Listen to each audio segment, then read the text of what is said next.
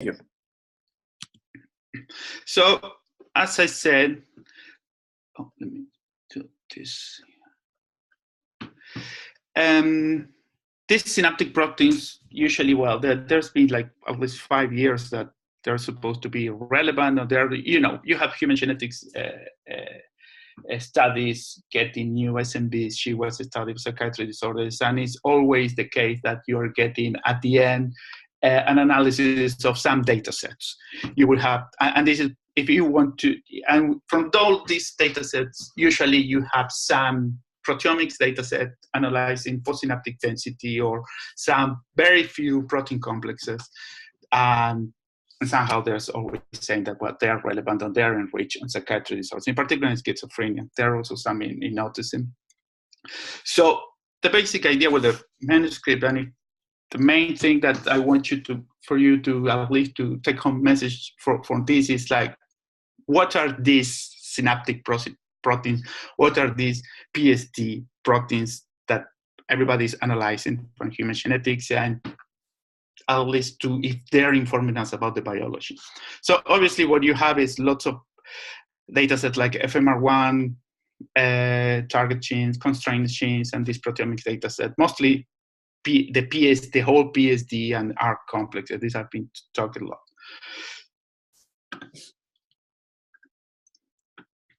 So if you tell me when we're saying postsynaptic, what I'm going to discuss postsynaptic, what are these postsynaptic proteins? You can see here is the presynaptic site of the synapse with synaptic vesicles. This is the postsynaptic site with a bunch of receptors there, and lots of proteins are known to be associated with these receptors, in particular NMDA receptors, and you get a set of scaffold proteins that can clusters a number of proteins at the postsynaptic sites, and this region here is called the postsynaptic density.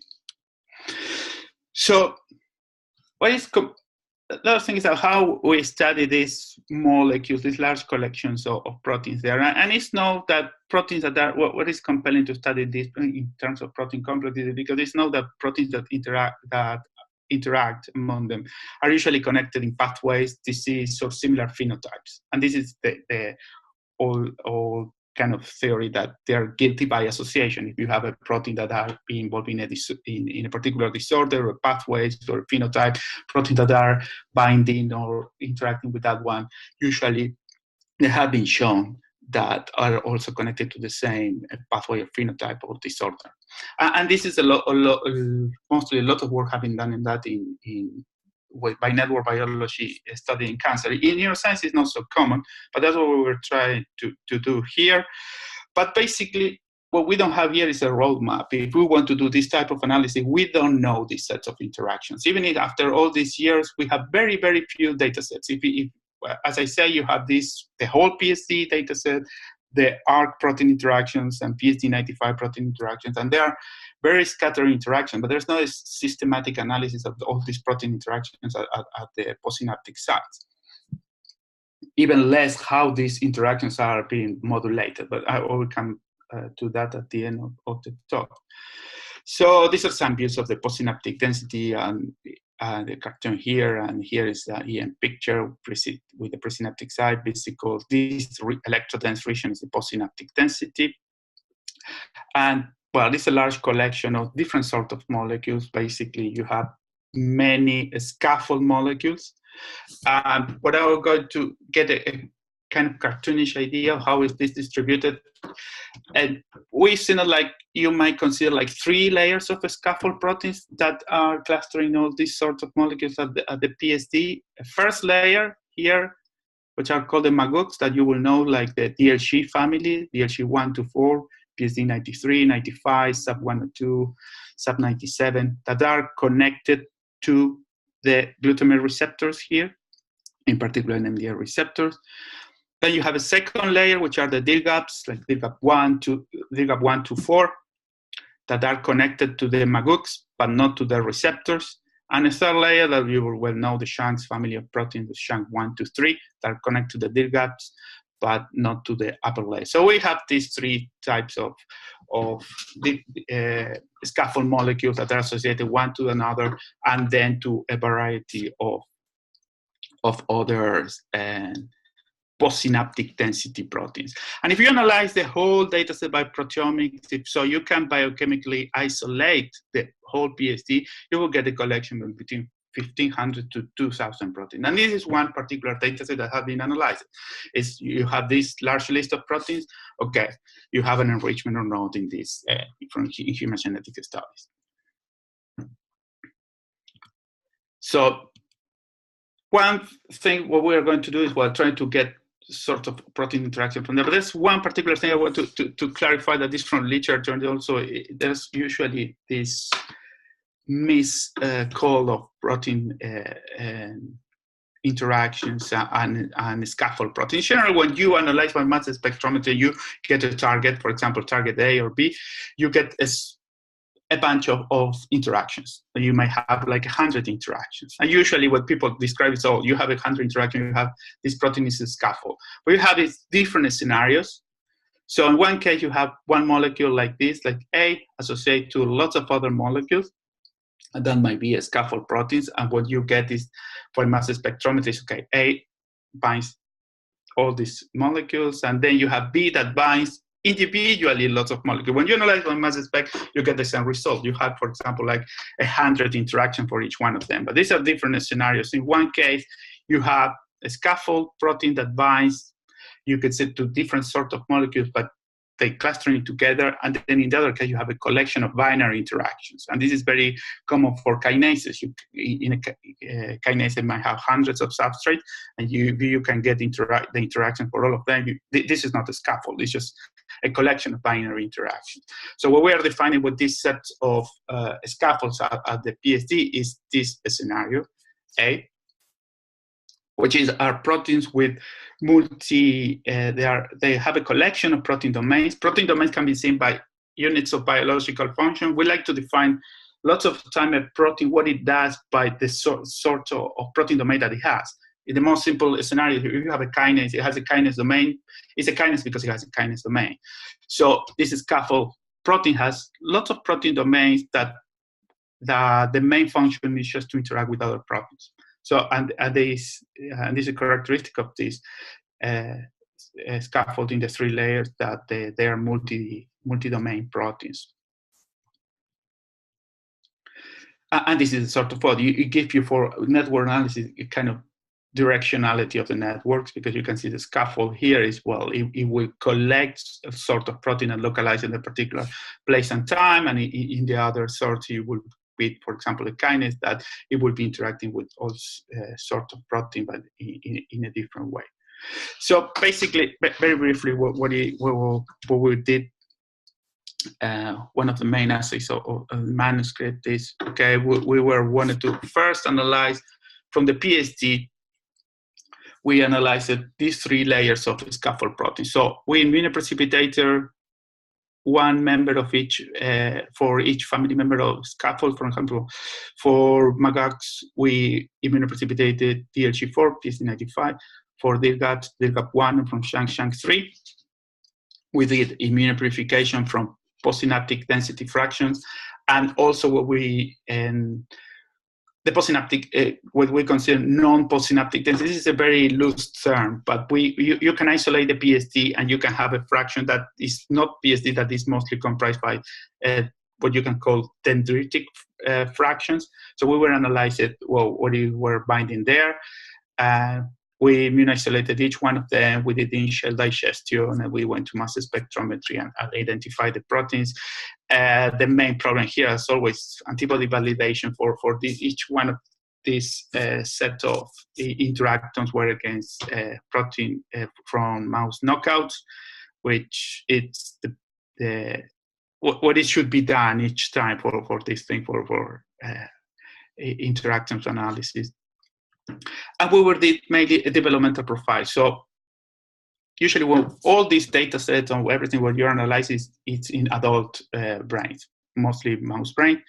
So what we did is we started to analyze the developmental profiles of all these interactions, and we started with embryonic day 14 from mouse cortex, P7, P14, and adult.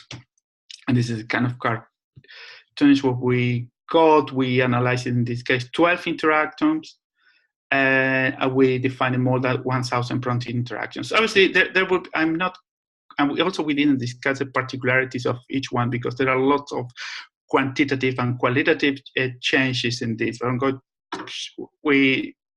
there's a lot of data. We were more general, and we're not going to go through main details that are really, really important anyway. But just one thing that we want to get is here, starting from E14, even what is not defined in the PSD there, you already have this scaffold, but the first and second layer of a scaffold already binding NMDA receptors. So you already have at E14 that interactions. Shanks are not interacting with these DIRGAPs, but are just binding also a collection of proteins that are going to be known later as PSD proteins. So you have these preformed complexes, in a way dissociated one to another, at embryonic day 14. And then is a continuity of increasing interactions from P7, P14, and mostly for quantitative differences, I would say from P14 to adult, not many qualitative. And one thing that's known really, that, well, NMDA receptor 2A, green 2A, are coming much later in development to be part of these complexes, and is coming first seen at P14. Just to have an idea what it was known and how it's a problem with datasets from literature. It's really an issue when you go on databases and trying to analyze what is known about this molecule, well, before this, because when you found in literature lots of these interactions, or what it was known for, some of them, mostly for example for DIRGAP1s or even from SHANK3, are in vitro interactions or non-stoichiometric interaction when you have lots of constructs expressing HEK cells. And obviously there was nothing at all about developmental stages. So we were analyzing what were reported and in different, or in mouse, human, rats, or anywhere. And you can see basically, well, it was known that DLG4 interactome in adult that was reported. That's what we have here. But apart from that, from this interaction, was very, very, very little known. In terms of what sort of molecules they were incorporating in time, and I will show later what happened in a different scenario, but this is, for example, what we are analyzing here is what sorts of protein domains are being incorporated during development for each one of these interactors. So, but you can say here is, well, the core scaffold molecule that have this sort of protein-protein interaction domain. I will see through development that they are incorporating a large variety of functions in terms of GAF and GEF proteins, kinases, phosphatase, ubiquitin ligases, more scaffold proteins, and also all sorts of protein domains involving second messenger signaling. And this is coming mostly starting very much at P7. This is just another example seeing more clear. And this is, for example, in case of SHANK3, that you don't have, for example, linking to glutamate, to any sort of glutamate receptor, in particular metabotropic, that embryo. They start at P7 and start picking up P14, and obviously in adult. So this is very briefly what we were doing about this, the developmental profile of these scaffolds. But this is just a very tiny part of what is being considered in this data set from PSD proteins. So this is just showing a network clustering of shanks, DIRGAP, DLG4, DIRGAP, and also SYNGAP, and the adult PSD. But you see all sorts of molecules that have been, well, that are or more connected or not so well connected with these scaffolds. And with this, we call the scaffold developmental profile of PSD. But we're also interested in what is all these other sorts of molecules that are being part of this data set. And these are what we call the interactors, interact from the scaffold, scaffold interactors. So we wanted to analyze the protein interactions from these molecules as well. So what we did is we started to do developmental interactomes from these other proteins as well. So here is the developmental interactome of the scaffolds. So you can see in green, these are the DLGs at any point in the developmental time. The gaps in brown here and Shank3 in blue.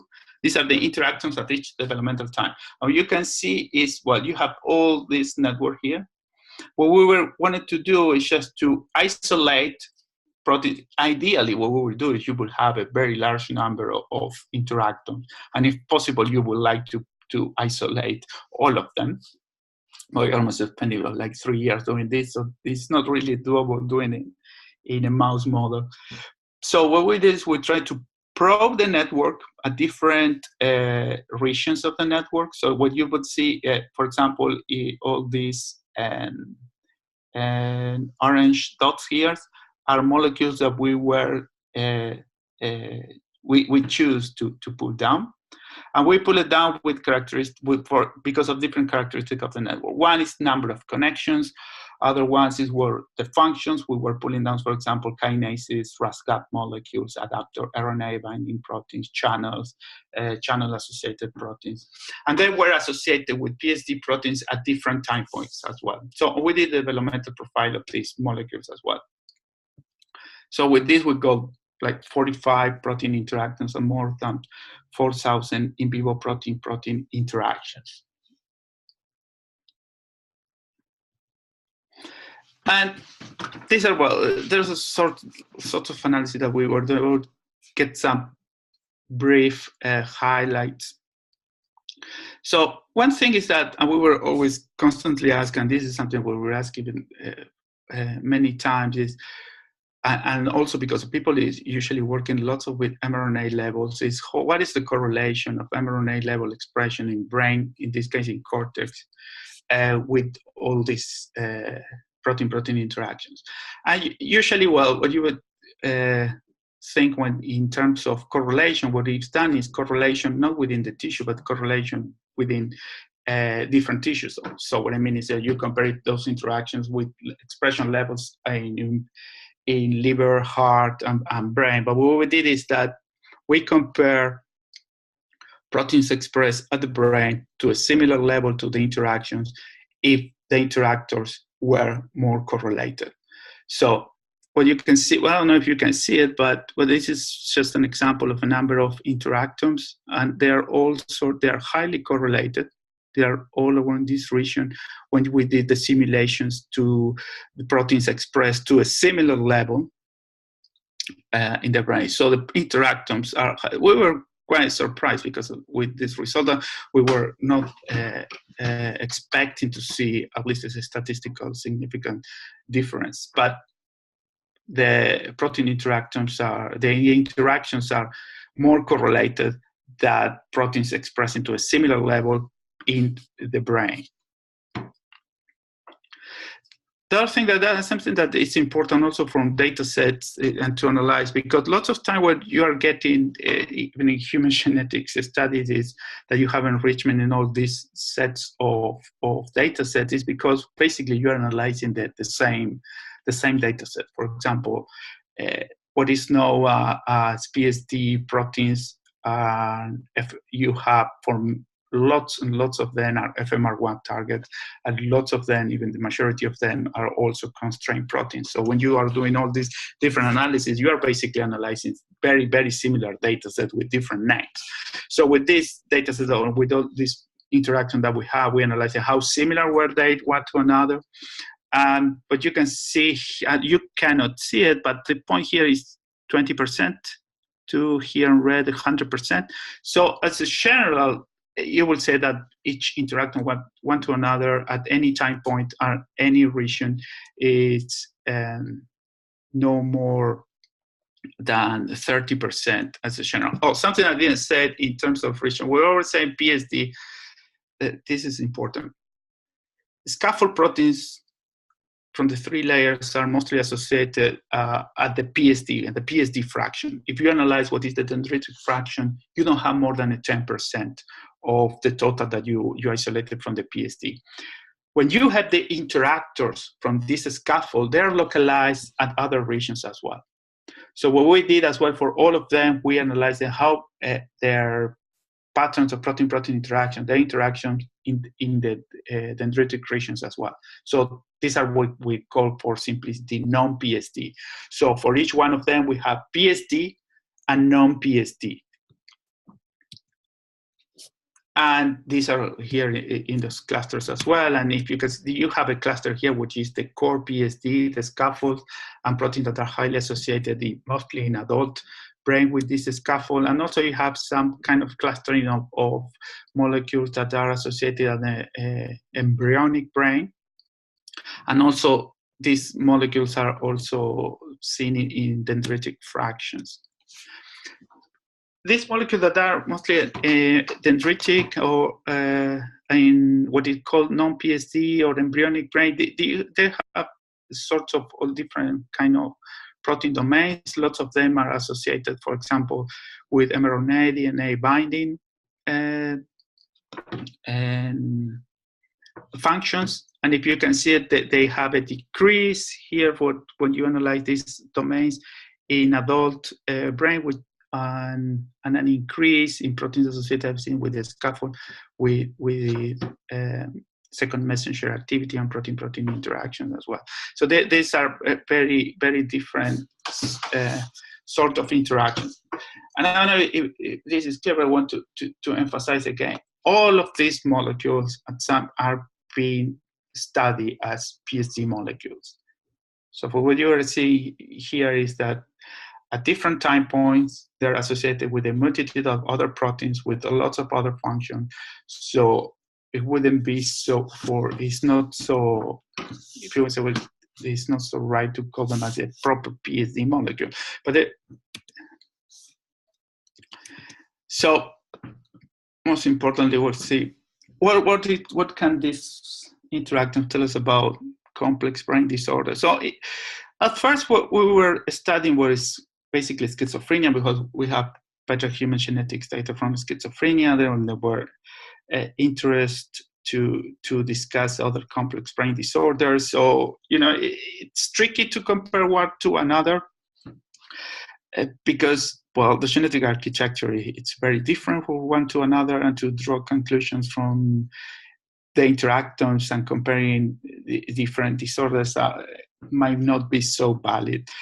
But so what we did is, we're analyzing de novo mutations for all of these disorders. And you can see here it's number of protein complexes, and the X at the Y's you have the p-value, and red is developmental delay, green intellectual disability, yellow autism.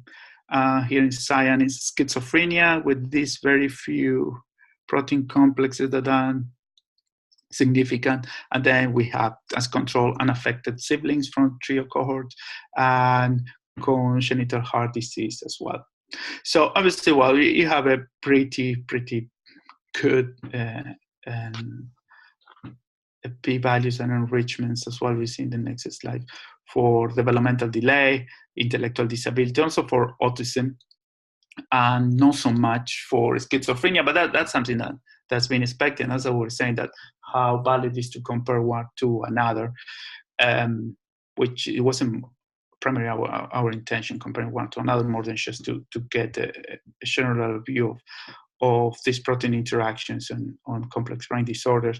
But schizophrenia, the novel mutation, it's much lower, and the burden is lower, and you don't have so much power. But still, you have pretty good p-values, at least the largest p-values to date for a couple of them, at least for 3 or 4 also. For example, here you have the TNIC, which is a kinase at the postsynaptic site, and also is at the dendritic fractions, and PSD95.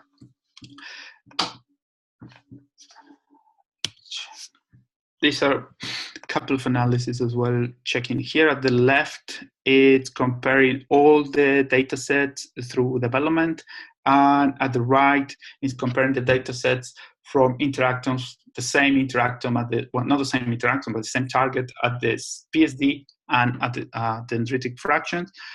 And in terms of enrichment, it's still, well, you can see even if p-values were not large, but the schizophrenia, it's similar to it has good full enrichment. It's comparable to autism.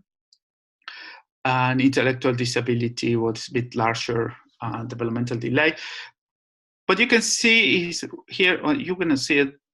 I don't know how big is the screen, if you can see or not, you cannot see how much you can see. But red is embryonic, green, postnatal day 7, cyan postnatal day 14, and purple is adult.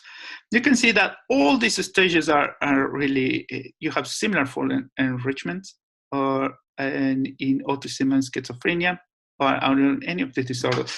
But in autism, you have not so much at the embryo. But what it's telling you is that all these data sets, which was important that they are different, they are not sharing much more interaction. They have part of the, they are all similarly enriched. And it's the same thing with what you have adult PSD or non-PSD. This is important in terms of, yes?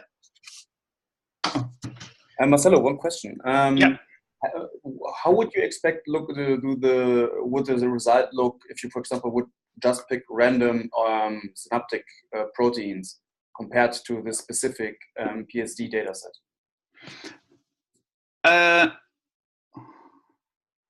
Well, I will show you some data on that. What I don't know how, yeah, it will be tricky. In a way, we have more than 1,000 interactions. And I don't know how it will be. You cannot pick that 1,500 at the PSD. So basically, that we have mostly all of these PSD proteins there. You know what I'm saying?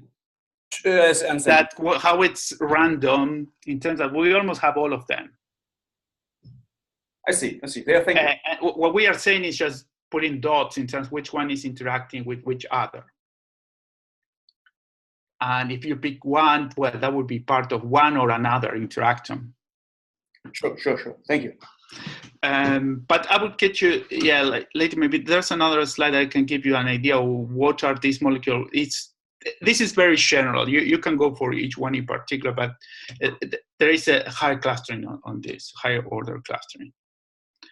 And also from adult PS, what I was saying, for example, this is important. Well, you can see this is adult and not adult. Apart from intellectual disability, which you have a clear larger enrichment for what are these PSD proteins. Lots of these PSD proteins are mostly the same, have the same enrichment if they are localized at the PSD or outside the PSD. They are binding all of the different molecules, and they are still having the same kind of contribution for the enrichment for all of this disorder. So this is important also when I was for trying to analyze these data sets, and you say, okay, we have these molecules, and you think that what is it telling you about the biology? Is something that they are doing at the synapse, is something that doing outside the synapse. This is probably, well, you're not going to be able to see it, but this is some data, well, that Julio there at the Broad analyzed from his paper from the ultra-rare variants in schizophrenia. You have these large, really thousands of ultra-rare variants. In schizophrenia, we're analyzing all this complex, and you have enrichment in some of them. For example, in adult, P7 and P14 SHANK3, in adult, DHE4 and P14. Also, we found, and this was interesting, in this molecule, the CNA KSR2, there's not much known about this molecule. There are not many studies, but this is she was hit, one of the 108 hits. The protein interactome at the PSD was enriched. It's also localized at the dendrite outside the PSD. We didn't find enrichment, but it would say the quantitatively equally localized at the PSD and non-PSD. So So with all this data, we'll say, okay, what happens when you have these mutations in this molecule, and these mutations associated, for example, with schizophrenia or intellectual disability? Usually what you get with this this protein that have, with protein, mostly there are protein hubs that have many connections in the network. Usually what you have a very disruptive mutation in this molecule, what you get as a phenotype, what you might have is intellectual disability. You have also some sort of psychiatric condition, but usually what they get you is intellectual disability primary. We analyzed 2 of these hubs, and they were enriched, for example, TNIC and SHANK3, with mouse models harboring mutations, pretty severe mutations. In TNIC, it was a knockout, and in SHANK3, the C-terminal deletion. This knockout is actually existing in humans because, well, in Saudi Arabia, you have persons with intellectual disability that are homozygous for this very early truncation of the gene, and that just generates a knockout for the protein. That they have some psychiatric condition with ADHD, some of them schizophrenia, but they have very low IQ, and it's the same case with SHANK3. If you see them, they're described as ADHD or schizophrenia, but you see that they have IQs of 50 as well. So what we did is we analyzed it. We got these mouse models, and we were pulling down the 3 layers of a scaffold just to get an idea of how protein interactions were behaving globally at the PSD, and then did mass spectrometry to analyze quantitative mass spec. And this is not much important here, but you have in blue which sets of molecules were disrupted in the PSD95 interactome, which ones in the DIRGAP1, which ones in the SHANK interactome for each one of the models. So basically, and what is showing here in the networks where they were localized, and you see in colors for each one, they were mostly localized in regions that are highly interacting regions. You can see they are more clustering and these areas where they have more connections. So it is showing in the network when you have molecules that they have lots of that are hubs for the network. When you have this disruption, what you get is that protein. It's not that you don't have the interaction; you have impairments in the interaction, and also most importantly, this is something that is not so much study, is that you create new interactions. Lots of these molecules are highly abundant, and they have all these sorts of proteins domains. When you have the protein interaction there is because of the affinity for the domain and the abundance of that protein. If for some reason you have a truncation of that protein down, another protein with lower affinity can bind a new domain. So you are creating lots of aberrant interactions as well. It's not like something is not happening. It start happening all sorts of things that are abnormal. And you can see when you see the names here, all of these molecules have been in one way or another, or been seen in the Shiwas, or as SMBs, or damaging, or the rare mutation that are pretty damaging as well on those studies. So you can see that you are affecting probably the network, but all coming from all these different sides. So we're going to see, because, well, we did all this data together, and at the end we published some of the results here and there. But this is with the question that Dennis asked, because what is the function of even this molecule? You have molecules at the synapse, at the PSD. Some of them are with some pretty good enrichment in this brain complex brain disorder, and same molecules being outside the PSD are most probably doing all different things. So we did the same experiments. We were, but in this case, in the CA area of mouse hippocampus. So here you have the mouse hippocampus. We cut. I don't know how much with time, because I don't have a clock there. You have like 15 minutes more. Okay. So we're interested mostly in the what can tell us about these interactions and function this is pretty much static, even we do it through development and PSD and non-PSD. What is happening with this interact, or even with mutations? So it's not so static, but we're interested in activity-dependent changes. Because at the end, what is the main thing with this is that we have all these interactions, all these, or we can map the connections, but we don't know how do they work, really.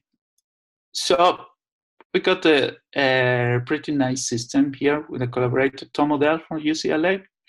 So this is a hippocampus slide, and we prepare CA1, which is here, mini slices, and with the electrodes, special electrodes, we induce it LTP.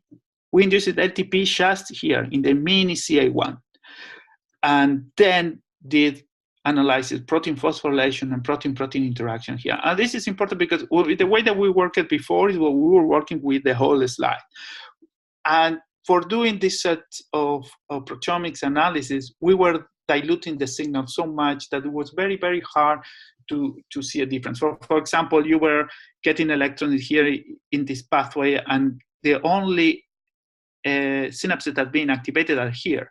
When we analyzed the whole slide, we were diluting the signal. We couldn't really get and monitor the changes. So we prepared these mini slices and did the high frequency stimulation, LTP, analyzing protein phosphorylation and protein-protein interactions.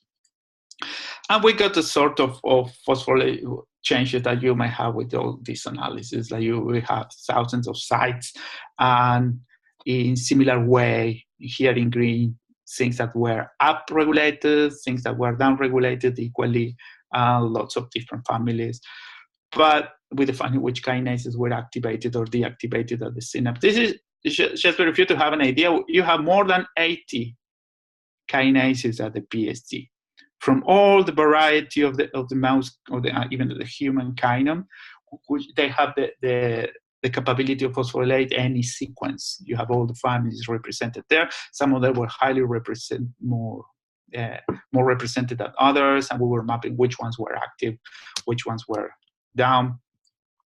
But basically, I was saying that you have equally represented changes up and down. But you see this core machinery of scaffold that we defined before, these were highly phosphorylated. So they are upregulated. They are not following the general pattern of the PSD. So if you had this network here that I showed you before and increase its phosphorylation level for each one of the proteins, you see that most of the phosphorylated proteins are localized here. Are the highly connected proteins are the ones that are more phosphorylated. They are behaving differently. And these same molecules are the ones that are coming over and over again in all sorts of analysis, even intellectual disabilities, schizophrenia, autism, or any neurological disorder. They are more localized, and they're the highly connected proteins. So I don't know if that would answer the question, but these are not any random protein at the PSD or random protein even from any interactome, but these are more the highly connected ones that are getting the burden for the disease, and in this case, that they're associated with an activity-dependent function like the induction of LTP. So obviously, what you get is, if you analyze, you will say the PSD is enriched for this and that disorder. If you remove, and this is what is shown here, if you remove from your list of PSD the molecules that are highly connected and they are highly phosphorylated, you don't have any enrichment. It's not that you don't have any enrichment at all. You just lost completely everything. I think that was pretty important to focalize, is that one point here is, it's not, I know how much of interest will be just to analyze the PSD, is these sets of molecules that are highly connected to the scaffold and they are involved in synaptic function. In this case, we analyze the induction of LTP, but you can see that they would be equally important for other activity-dependent mechanisms as well. Very briefly, it's because, well, it would be out of this talk, but this is mostly focalized on, okay, what are these PSD proteins? And we will show that these PSD proteins, the ones that are consider at least the one at the PSD is just a subset of molecules, but many of them are localized in dendritic compartment or even other fractions of the neuron, and they have other set of protein interactions that are equally enriched in this as a complex brain disorder risk factors, and they are doing all sorts of functions as well. You can see that these are some of them. Here is genetic that we were analyzing at the PSD, and it's localized here at the centrosome perinuclear region and binding, for example, to ACAP9, which is also the PSD, and binds NMDA receptor and is involved in complete different sets of function here. So here we were doing the neuronal progenitor cells, and we'll study localization also and getting the protein interactions there and mapping to which ones were known to be associated, for example, GWAS as a single hit or SMBs. Or also we did other sorts of analysis, but you can see that there are very, very, very different protein complexes there. Other thing that is important here, these sorts of molecules that are in embryonic anti-14 interactions or even in progenitor cells, protein-protein interactions, you can keep them through development doing what you might call housekeeping functions, for example, or they are associated with microtubuli dynamics, centrosomal dynamics, and in general, during development, you can keep those interactions. Then you have a very abrupt change, and they are doing a completely different fraction of the PSD. But the ones that are outside the PSD, I mean, they are doing mostly through development the same sort of functions. And this is something interesting, how the neuron can recycle interactions. And they might be even transported together, and there's a lot of things to still do here. But for example, TNIC and ACAP9 are also interacting at the PSD. So they are not only outside here at the centrosome, but when they go to the PSD, also together with MIC-BP2, they're all the three together at the synapse.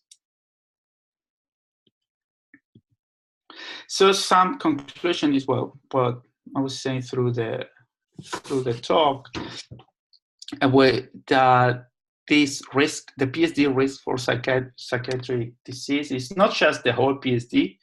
I don't see much point to analyze this large 2,000, 1,500 protein PSD dataset.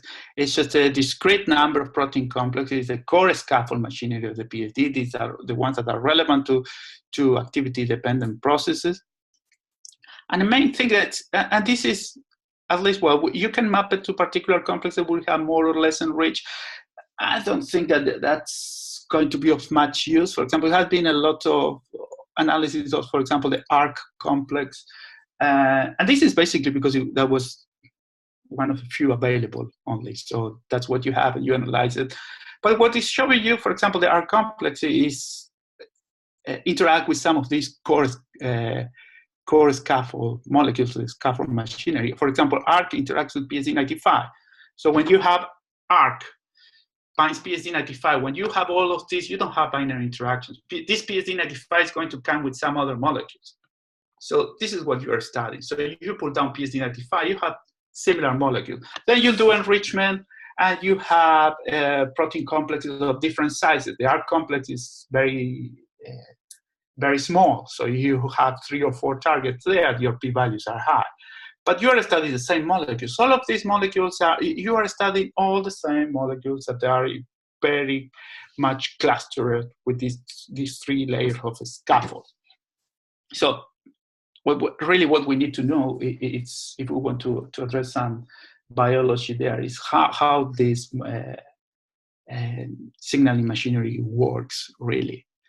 And also the main point is there, when you are studying some of these molecules, they are at the PSD, but always remember that they are doing lots of other things in non-PSD fractions, and they might be equally enriched when in the risk when you analyze all of those. And this is very clear in embryonic day 14 in processes involving proliferation and differentiation. And there's some collaborators, Kaiwan, who that now are Colombia, guys from over there, Ben, Dan and Julio from USC, some computational biology guys, UCLA, Tom, and UPenn, but this is University of Iowa now. Thank you, and I will take any